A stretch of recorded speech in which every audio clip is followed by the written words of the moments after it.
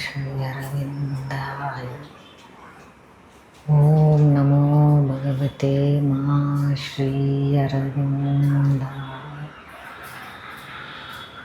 Om Namo Bhagavate Ma Srivalli.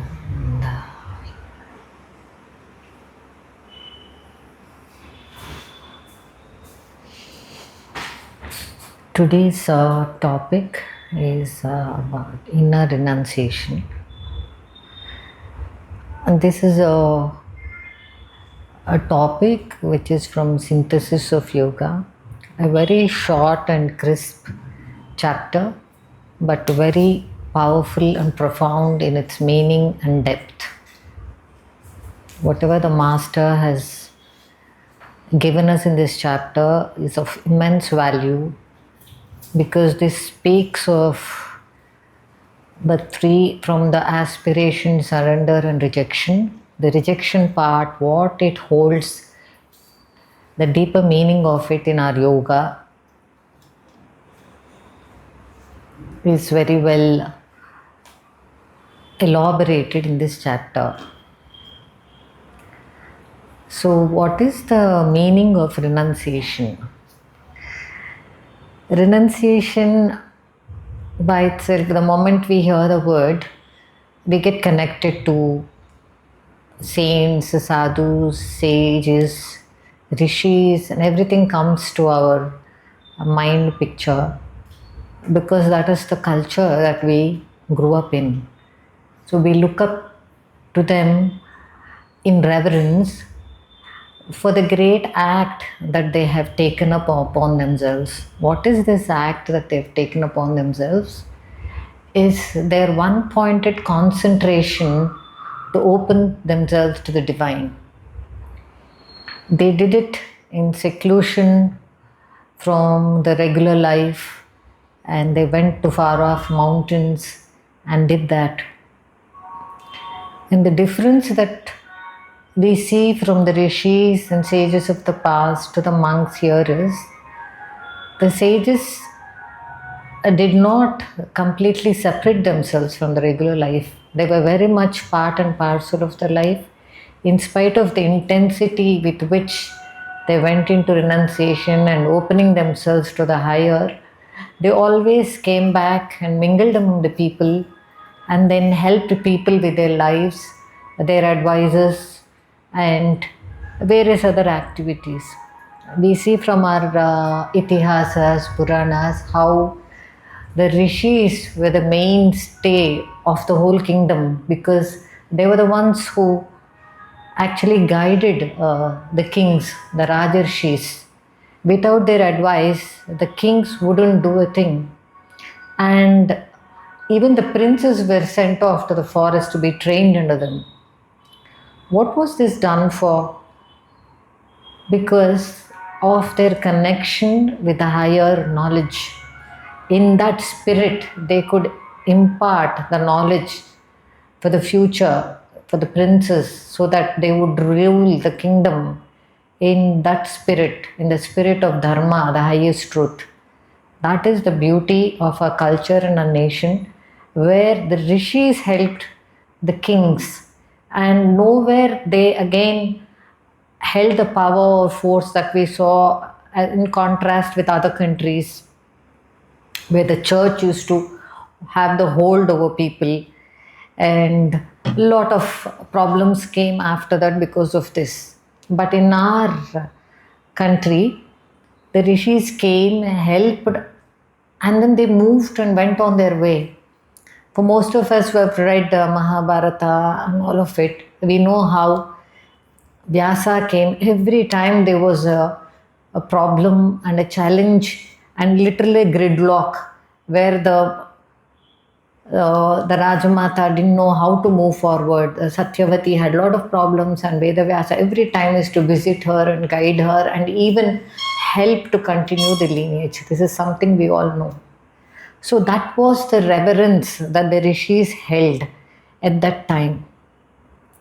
But everything has its own speciality in its own time. And as times pass, we see the reverence it holds also takes another form. This is what Sri Aurobindo says. Everything has to be recast to the present times. So, again, coming to differentiation between sages and the monks and the rishis, the monks did go to a secluded place, but they never were open to mingling with the people. They held their own sanctity in their own stride, in their own place. That doesn't mean they didn't do anything to the world. Whatever they were doing were confined to them alone. Now, in Sri Aurobindo's yoga, what does this mean? This renunciation mean? And what did he write about this in the synthesis is our discussion for today. Sri Aurobindo has beautifully said that in the present times, you're your own guru. That's, you have your own inner guru which will guide you at all point of times. So for this inner guru, should we just give up the gurus that we see all the time, the people that we meet, the sages, or we meet even now a lot of people who do a lot of work in seclusion and then come and help us and guide us. So this is what Sri Aurobindo meant? No, absolutely no. While we work to get the inner guru take over our lives, we can take any path or come to any guru which will help us in that progression. So which Sri Aurobindo said discipline is the mainstay for us to open through this inner guru. What kind of discipline is this? As he said, if concentration and purification is the right arm of the body of yoga, renunciation is its left arm. See what kind of importance he has given to the renunciation here. So, what is this renunciation? How do we understand this? For any renunciation, we need to see what are we renouncing here for the practical application of it. So whenever there is, what is the benchmark to say that, so okay, I have renounced this, so what? I have left my things or place or gone off somewhere. So how does it mean? How does it help me in any way is the question we have to ask. So here, our progress, our perfection towards the evolution will be the benchmark for our renunciation. So what does this all point to? It does not mean that I go and sit secluded in any place, but basically it's an inner renunciation that Sri Aurobindo is talking about. Inner renunciation meaning, suppose even if we go off to any Himalayas or any secluded place, any retreat and do our work of yoga, our meditations and concentration, if we cannot bring any change in our natures, he says it is pointless. At the present evolutionary stage, everyone has to work upon themselves. You might take help of a guru, you might read a lot of books, go to any place, any retreat, but come back and work it in the field of everyday life and see where you have been, whatever you have gathered, does it actually transform you? Has it helped you transform your nature? This is the benchmark he has given. He said you have to try it out. It doesn't work for an integral yoga practitioner to just get off from the world and try to do things as it were, because with the times, everyone has to work for himself. Now the old kingdoms have disintegrated. There is no more rajas or regular life, the kingdom life that we have read or studied about. Everybody is a raja, everybody is a kinsman. So then where is this? How do we go to help, to ask how the guidance that we seek, how do we get there? So again, this is why he said, go rely on your inner guru. For that inner guru, where do we work, how do we work, and how does this renunciation itself apply? Renunciation, people have taken up for many reasons. One reason is, of course, the nature of spirituality is very attractive and very peaceful, and you would love to be there. The moment you come out of that consciousness, you come into the regular life, you feel the stark difference, the pain, the struggle, and all the chaos that you feel, and you would want to go back and sit in your blissful state. That is one reason that many people have gone and taken up this seclusion. One more reason is, many people, you come back from there and you have been in a very peaceful state. The moment you come back, it strikes you, this is very harsh and this is not the reality. That is the Maya illusion that has come into being for various reasons. We're not going there for today, but that Maya concept is something that we have been hearing all the time, and so you regard this as Maya, and we see that as a reality, and then they tend to go into seclusions. So this is the various reasons that have happened, and sometimes it comes with the mind also. You don't want to do whatever challenges that come to you, and that feels more peaceful. The mind works that way, and that can also be another reason. So for various reasons, people or many of them have decided to leave that secluded life, for which in our integral yoga, Srivalli has said that it has no place at all. You cannot live life as it is, and he said if that is the case, you don't even think of integral yoga, with such emphatic statement he has made that it doesn't work for us at all. Why? Because in this phase of evolution, what we're working towards it, what Aurobindo has told us is the next evolutionary phase, where the evolution is moving is to make the life divine.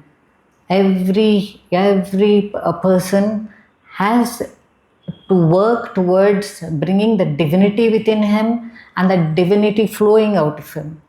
So if that is the case, where is this that you can go and live a life of a recluse? It doesn't work at all when the evolutionary phase is going forward with a new stride.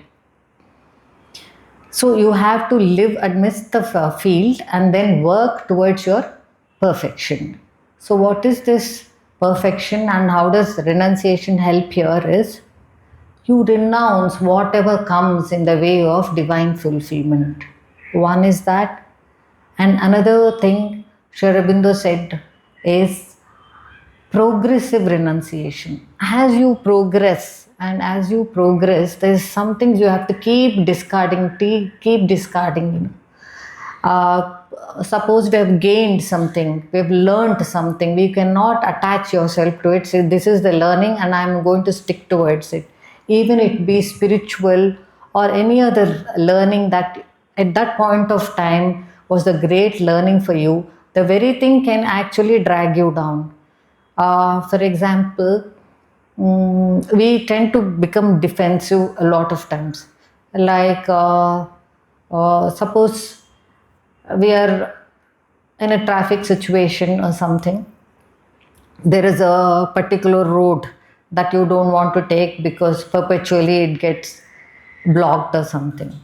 And then immediate thing is, I don't want to take that path, never. But it's sometimes that might be the easiest path to lead you to go to wherever you want to go. That might be the easiest route for you to get to the place that you want to. So there is nothing that you should decide upon immediately because it helped you at one point of time, saying I'll stick to it. So this renunciation becomes progressive, which is whatever has helped you also might become regressive if you don't discard it. So we have to keep open to things that whatever has to be rejected has to be rejected. And for this, he said, what you have to arm yourself is your divine strength, courage, and compassion. You have to wear them as a robe, he said, of spiritual light and beauty, which is what you have to do to move yourself further in your progression. And another thing is beautifully explained is the nature and application and extension of anything defines its own usage at that point of time. Suppose whoever is inclined to spiritual natures, definitely they wouldn't like the chaos that is happening in the world, the disturbances that's causing, and they tend to shrink from that. He said the first thing is you should never shrink from anything. So the nature itself, the problem, you have to change it to the nature that helps you in your growth. Like let us take the same example of traffic. Suppose we are caught in a gridlock of a traffic. Sometimes there are these four roads where vehicles tend to come from all directions, and they don't let you pass anywhere. You're kind of caught there. So what happens? The first thing that comes to us is you get irritated, agitated, and restless. You want to get out of there, but you cannot because you're stuck there. You don't know when and what will happen. What will be the first thing that you will even think at that point of time? It leaves you disturbed.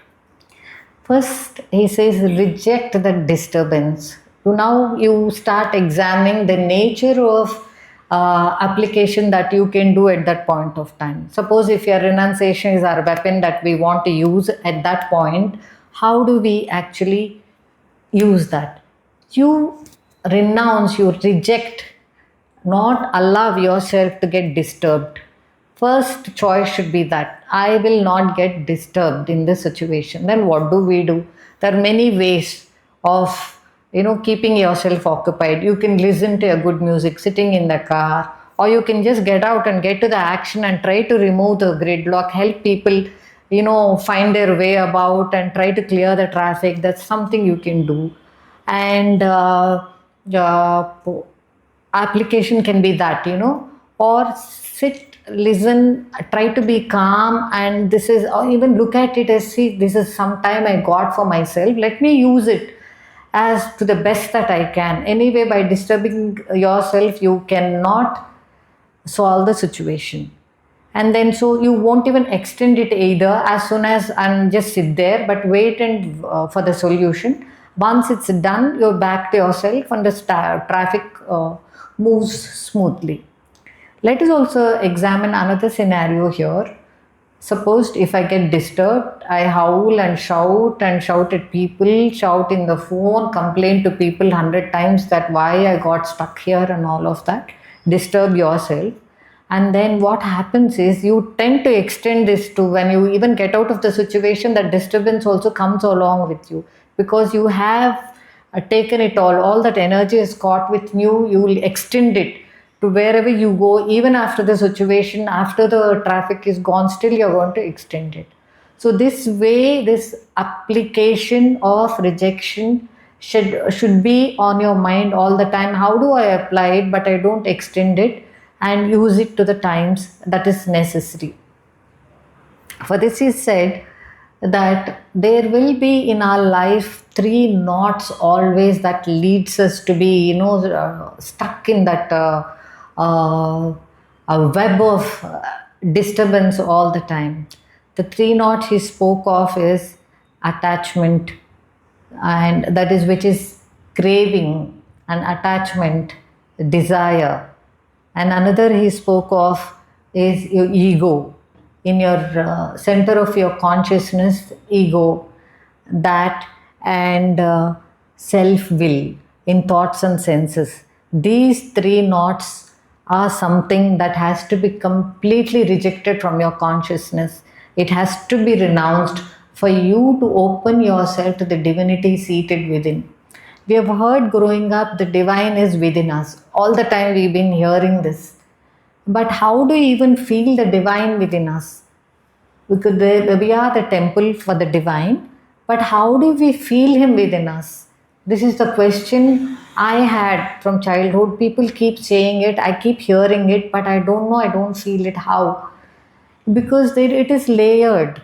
This is what we are cleaning up now. That is what we are rejecting, what the layers that has covered it with dirt, murk, and all that has to be cleansed for the divine to shine through.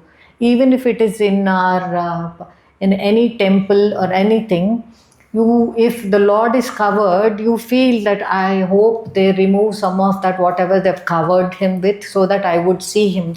That is the same feeling that you should feel when you think of yourself as a temple and the divine that has to come out.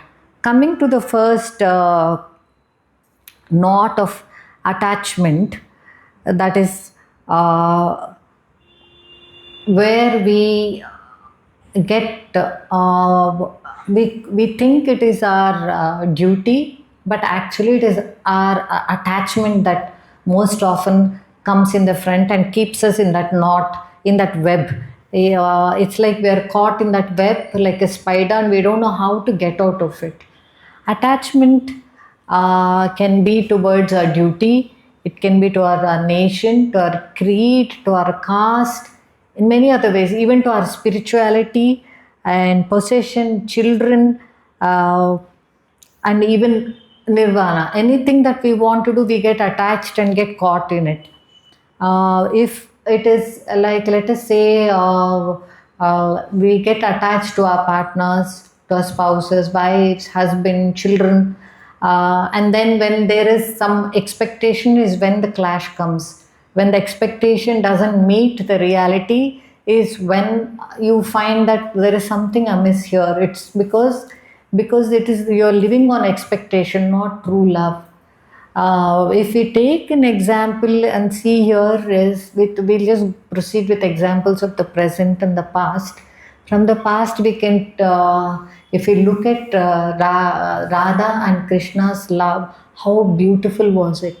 If Radha were to go with Krishna and not to stay back, what would it have been? She could have thought, no, it would have been good life for her. She could have been a queen, but she loved Krishna so much that it's not the physical affinity. She wanted to stay back and remember him and everything in the sky, in the plant, in the peacock, in the cow, everywhere she was seeing Krishna, and she didn't want to go. Same way, Krishna also could have stayed back for Radha, but he moved on to do the work, the purpose that he had come down for.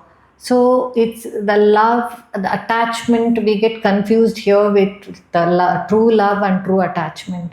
True love doesn't have to be, that you stay together, you do together, but it is unconditional. You work together for the divine, for revealing the divine within you. We also see in our daily life that we like our pets and plants better than humans. Why? Because they don't challenge you. They just take. And one more thing is, they give you so much joy and there's no expectation there. That's why you feel that consciousness within you. You feel that. That is why you are able to love them more than a human being, because there's a clash of consciousness here. There is an expectation there. So that you sense it and there's this uneasiness that you feel. The moment that we can discard and live in the divine life, give up the attachment, is when you feel the true love without this attachment and desire. And desire also, it's mostly like very passion related, desire in the senses and the heart, which always comes in the garb of motivation. Now the new word in the present world is all about motivation. But actually, if we examine it, is it real motivation or the desire that we are running after? Most often it will be the desire to acquire something. For what? And then once it's acquired, you want to acquire another and another. It is like endless, but you will never feel fulfillment. It is because it keeps asking for more. That is very nature of the vital. Same thing happens even in the mind. You write a paper or do a thing, believe in something, and you would want to keep working on it, working on new constructs, and again dismantling the same thing, again work on the new concept. This goes on in your corporate world or in business management, because the essence is not there. They always build some constructs for the time, and then once it's done they move on to another. That's why it's always towards material benefits with human touch removed from there. So these desires and attachments, or the knots that does not reveal to us the divine within us. Once we liberate ourselves from this is when you can feel the real divine. Most of us would have experienced that when we go to the temples or some where satsangs, or even we do our voluntary work towards a space where there's no expectation, is when you feel the deep fulfillment. You feel the love of the people there. It is more genuine than the when we experience same thing with expectations, or with some monetary benefit or something. You don't feel that fulfillment at all. And one more thing is about self will in thought and action, which has to be totally discarded. This is the will that we have to develop is first and foremost. Aurobindo said the will has to be, you should will to open yourself to the divine. And what kind of will is this? It should not be your self will. You conceive something as your own way of doing things, and then you attach the divine will to it. No, but you have to offer yourself continuously to whatever comes as to you as a working mode towards the divine. You have to question yourself, if is this the right path that I'm in or not. This question itself will lead to you what has to be discarded and what not. Again, from the past and present examples, if we take up how the corporate culture, or how they train you towards building will is, they totally ask you not to feel human emotions at all. They literally try to make you a machine. So they say in business you cannot feel the human, there should not be emotions. So when you're dealing with humans, why is it that you cannot feel an human emotion, is the question we should ask ourselves. You're dealing with people, you're going to make profit from people, and then but you don't want to care for people. That is the bane we see now in education field, or even in the medical side. They don't treat you like a human, it's like a machine that you're treated upon. Even the education in schools, they're taught to compete. What are you competing with? Whom are you competing with? You have to compete with yourself for your progression. Look at into yourself how you're progressing.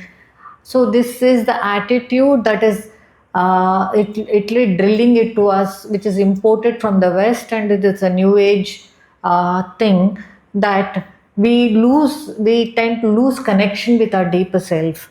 So when we to see from the outside, they tell us about what love is, what will is. All these are in the direction that brings you out. How do you go to the inner guru and seek him and take his suggestion? So this something, if we discard, is when that we start connecting with our inner guru. And coming to the third knot of ego, this is the most deceptive thing that happens with ourselves. We tend to delude ourselves. Ego is something very difficult to even point out and even see that this is ego happening within you, because it can come in any kind of garb, in any kind of delusion that we think that we are doing it for the best, but no. What in my experience, I have seen this as the sensitivity that I used to feel towards anything from people to animals, that later when I read this renunciation chapter from Synthesis of Yoga, it felt like something literally opened within me. Then I felt, oh my God, this is ego. This is not what you think as right. Because I used to feel sympathy for everything that used to cross my path, for everything, give away everything, feel everything. But then later I realized that this is something we are told from childhood, being good is so and so. And this is a construct, it is not the real feeling. So, so many ways that it comes to deceive you. And one fine thing later I realized it's a weakness. It's a weakness and not a great thing to be valued. To what you should be sympathetic, to what you should be sensitive is something also we should question ourselves. Fine, very famous examples that we can draw is from Mahabharata. It is a great epic that it is all about psychological play. Aurobindo yoga is about that. He said it is psychology of consciousness, and if we were to understand our consciousness, Mother has said somewhere that you have to take apart the entire machinery of your being. There is nothing that we can tell ourselves that this is me. So it is completely keep it opening to her so that she pours and she fills us. So we cannot call ourselves as one person. We are multiple beings and it's all working within, all kinds of forces are working within us. What should be discarded and what should be imbibed is something we should keep ourselves completely open to. Coming back to examples from the Mahabharata, we have lofty examples of how Sri Krishna led the whole Mahabharata. He was the hero of that epic. How did he lead it with so many characters and with such strength? We saw Duryodhana. What did he embody? Duryodhana was full of desire. He wanted the kingdom just for himself. It's not for leading the kingdom to the next level, or it was completely, he was so self-centered that he wanted to rule it despite whatever, even if it means total destruction, he didn't mind. What kind of kingdom is that if you even don't mind the destruction of it? Whom are you going to rule if you're going to destruct it? In the same scenario, if we see Arjuna, he also felt the same in the battlefield. Okay, we are going to kill everybody. Then what? Whom am I going to rule? Where will be the kingdom? This is the questions he had. What did Sri Krishna tell him at that point? He didn't praise him for his sensitivity or his high value of pity, but he said this is cowardice. He said the dharma is it is your duty to protect the dharma, and how in what form it comes is none of your business. You are going to fight, and fighting is a dharma at that point. It's not shrinking from it. So Sri Krishna told him, "Go fight. You have to fight. You can't leave the kingdom. What remains is none of your business. But you have to fight." So that is the whole point of being open to the higher thing, and not be stuck with the moral attitude of whatever challenge comes before you. And again, we see the great character of Karna.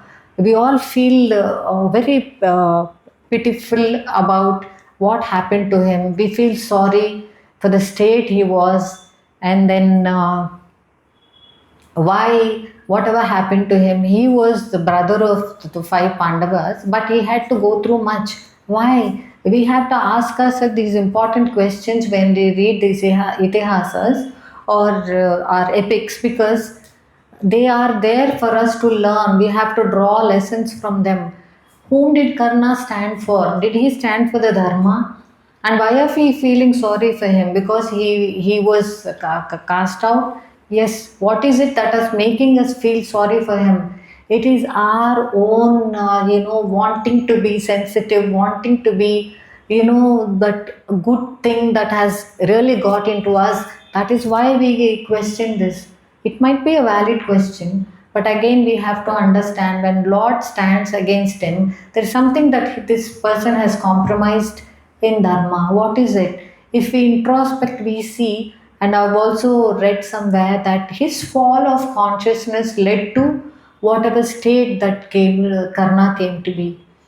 He had all the grace. He was born with such gifts. But he wanted to do it for name, fame, vanity, but not for the Dharma. That is why the fall has happened.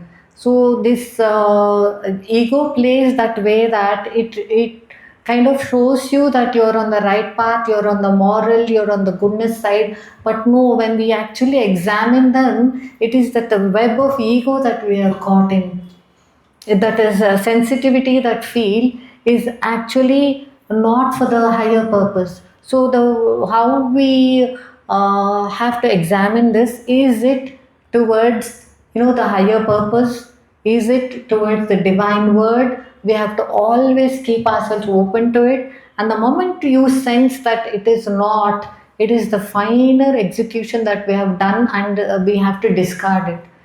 But this discarding has to happen multiple times, because these are habits of a nature which has come from our evolution, from mineral to animal kingdom to human level. So it is there embedded in our every part of our being. So that is, the renunciation also has to happen at every point, maybe in multiple times in a day, because the way once it shows up, we have to discard, and again you realize that it has come back in, and it's this cleansing has to happen in a very very regular way.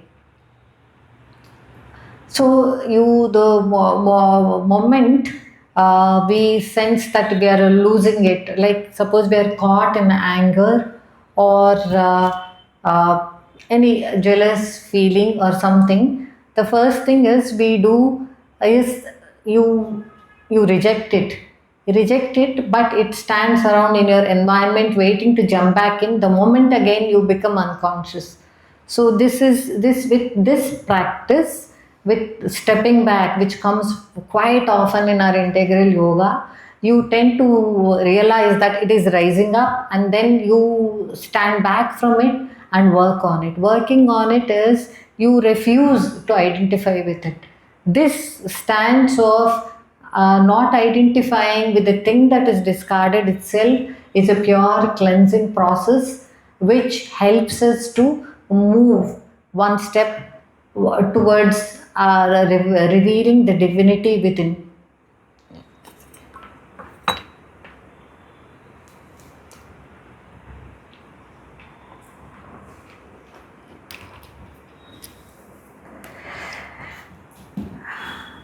Sorry. And one more character I would want to bring in this talk is about Bhishma Pitamaha. He was such an iconic character in Mahabharata. But what happened to Bhishma? Bhishma died in the battlefield, but he was given all the boons by the Lord himself. At the same time, he had to be killed. Why? Bhishma was as much very open to the higher, but the simple note of egoism that he had was that he was attached to the dharma of his kingdom. Whatever turn it took, it didn't matter to Bhishma. The only thing was he was concerned about the Kuru clan. He wanted to, keep it continuing forever, however it happens, whatever it happens. That is the illusion of the ego. It didn't, it even deluded him to the sense that he couldn't act what that point in the Sabha, what was happening to the Draupadi also. He was so stuck to this extension of Kuru clan that he refused to see it. But otherwise, what a character he was, what grit he had, and Lord himself recognized him and gave him so many boons, and he left at his choice of leaving the body at Dakshinayana and all of that. But this small thing of this egoism which led him to become whatever he was. So this is how we draw examples from our past and the present, and work upon these three knots of attachment, of craving, of desire, and self will, and the egoism in the center of our consciousness. Why does Sri Aurobindo calls it center of our consciousness? Because right now we are in a subjective age. This is the age where we always follow our mind. That is what guides us at every moment, which is valid for its logic, and we need it. Above the animal, that's what we have in our hand right now to lead the human life that we lead. But that is not enough. That is why that takes up us, it stands in the center of our consciousness and it rules everywhere. Even our vital, even if we recognize our feelings, our emotions, mind kicks in there and justifies every act that vital does. So everywhere that mind has a part, which doesn't happen with an animal. It is very instinctive and it has a very basic rudimentary mind. But in humans, we tend to use the mind to our own justifications. That is why, so it is in the center of consciousness that has to be discarded, and a desire. And desire also, we don't see it as desire. When I just spoke to you about, we see it as motivation. We think that we are very highly motivated, but when we examine, it will be the desire that is pushing us through. The only guide here, as Sri Aurobindo said, is our inner guru. And inner guru means, again, we have to keep open to our psychic being. Wherever we go, the beauty of integral yoga is, we have to open to the higher spiritual being and deeper psychic being, which is the light that will lead us. Otherwise, trying to understand this mentally, discarding, renunciating is good as long as we do that mental exercise. But the intimations that we have to get is from the psychic.